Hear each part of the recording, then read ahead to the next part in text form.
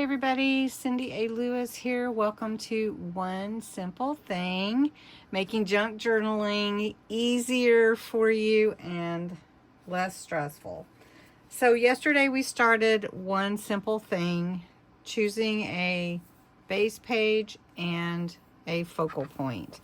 Just one that can be embellished another day, which was this page. Today, we're going to talk about making your journal feel less cluttered.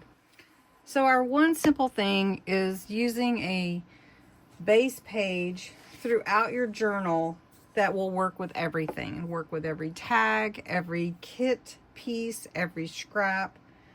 Everything makes your brain stop working so hard because you have a neutral background that can work with any of your themes.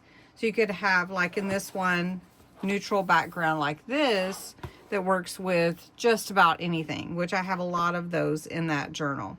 But let's just say you wanted to choose a background like a book page, and you used only book pages for your whole journal. So I've got about 6 here that are cut to fit this size. We're just going to fold them in half, and we're going to put them in this journal and make it a journal. This card, make it into a journal.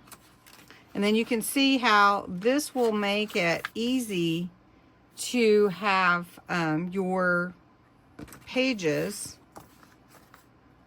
all the same, because then your embellishments are what the eye is drawn to. And this makes you feel less scattered. It simplifies your background. And then this one base can carry you through many pages. So for this small journal that we just created, we have all these pages that are just the same type of background that can be embellished for this whole journal. Bring all the focal points to what they are, the embellishment, the theme, and then your base page is already selected. So anyway, that is our one simple thing for today.